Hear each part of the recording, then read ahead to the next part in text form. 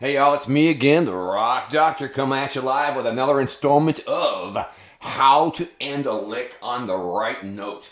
So today, what I'm going to do is I'm going to use 3 different licks, and I'm going to play them, each one over an entire set of chord changes. There's 6 different chords here in my backing track. The backing track is in E minor, so let me pull the dry erase board up so you can see what's going on. All right, take a look. So I've got this backing track that loops around in E minor, and basically I'm going through 6 of the chords in the key of E minor. All these chords belong in that key. Take a look. I've got 2 measures of E minor, 2 measures of A minor, 2 measures of D, 2 measures of G, 2 measures of C, and 2 measures of B minor, and the thing cycles back around, okay? Now here's the important part. The point of this video today is that you can use one lick. One lick will fit all of those chords. Wouldn't make much of a solo, of course, but just as an example of how to use a lick to your advantage so you get some mileage out of it. So what we're talking about here is we're going to play this lick, which lasts for 2 measures, and basically what's happening is the notes are moving through the first measure. When we get to the second measure, we're going to play the root note of whatever the chord is underneath it. So for each one, on the E minor one, I'm going to end on an E note. For the A minor one, I'm going to end the lick on an A note. For the D, I'm going to end on a D note at the end of the second measure, and so forth and so on, okay? I'm going to do that all the way through the cycle here. And I guess let me outline the 3 licks that I'm going to play. Okay. Here's the first one. I'm going to play the same lick for each chord, but my first lick is this guy. I call this essential lick number 2. It's all 8th notes. 1 and 2 and 3 and 4 and 1, 2, 3, 4. And what's going to happen is I'm going to play that lick for each chord, and then I'm going to just end it with a chord tone, the root note of the chord underneath. So, for example, this one here, let me do it again. For the E one, I would do something like this. 1 and 2 and 3 and 4 and 1, 2. So that last note is an E. I could also maybe have done this. I use a whole step bend there for the E. So I'm not going to tab this out. I just want you to understand that one lick will cover all the chords in the key if you know how to end the damn thing. So that's what this is about. So there's the first set of licks, my what I call essential lick number 2. Then I think I'll go back through it again, and I'm going to play essential lick number 4, which is basically this. This is a combo of quarter notes and 8th notes. It goes like this. 1, 2, 3, and 4, and 1, 2, 3, 4. But again, at the end, I'm going to change that last note to be the root note of whatever the chord is underneath, okay? Then finally, I'm going to do a little more advanced lick, just because it's all 16th notes. It still comes out of the E minor scale, the E minor pentatonic in the 12th position. That's where I'm playing all this, just because. Could do it anywhere, but I decided to stay with that home scale because that's where we all begin. This lick goes like this. 20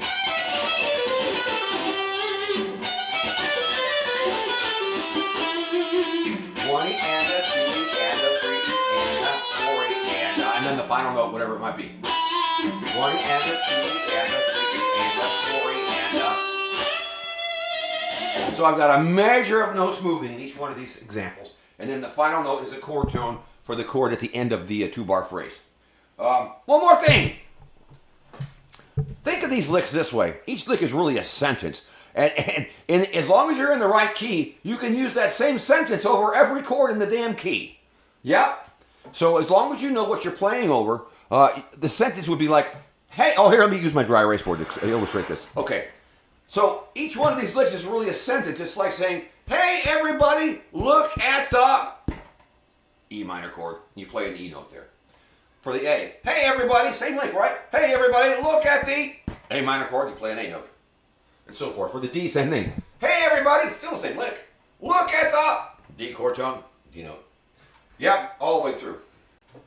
So again, today though, I'm going to keep it simple and just play the root note for the chords and nothing else. But there are other options, but we're not going to worry about that today. Mainly, you can use one lick to cover every chord in the key. You just have to know how to end the dang thing. All right. So without further ado, let me back this thing up. I'm going to fire it up, and I'm going to play Essential Lick 2 over every single one. I'll try to talk my way through it so you know where I'm at. All right.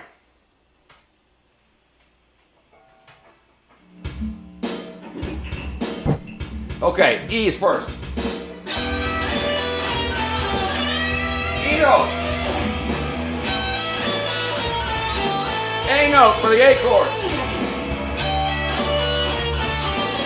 D note for the D chord. G is next. C is next.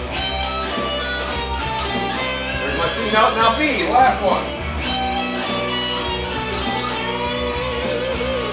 Okay, now let me pause for a minute. All right, so there was essential lick number 2, played over each chord. And I just changed the last note and it sounded fine. See, that's my point. So to further the point, what can I say? Basically, all those chords they're derived from the E minor scale. That's why the scale itself sounds good as long as it keeps moving. You can still screw up if you don't know what you're doing and end on the wrong note. And people are going to go, what the hell's wrong with you? But if you just do what I tell you, learn the lick, learn how to end it, you're safe. All right, now let's go to the next one. I'm going to use essential lick. I call it number 4, which is this guy. Then the final note is the chord tone of the chord underneath. So let me fire it up again. I'm going to take it back to the beginning. Hang on. Get the little the drummer to count me in here. Okay. First one's E. Here comes the lick. E note for the E chord. Now A. Now D. Now G. C is next. Finally B.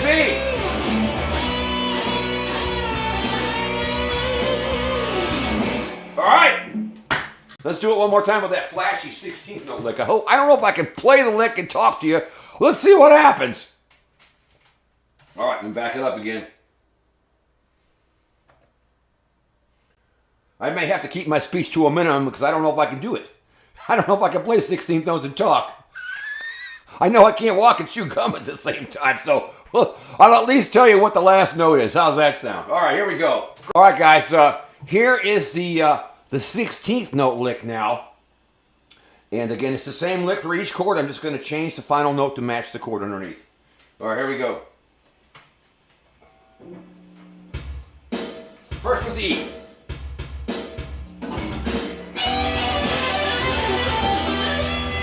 Then A.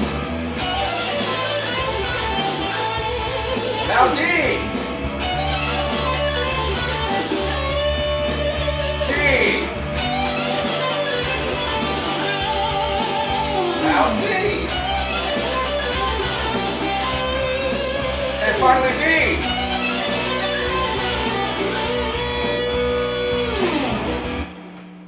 There you go. See, so you can use one lick and it's like Play-Doh.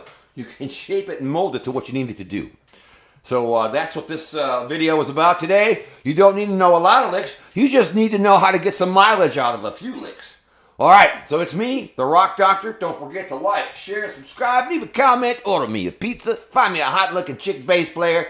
Yeah, that's what I'd like. And I'm out of here. Bye.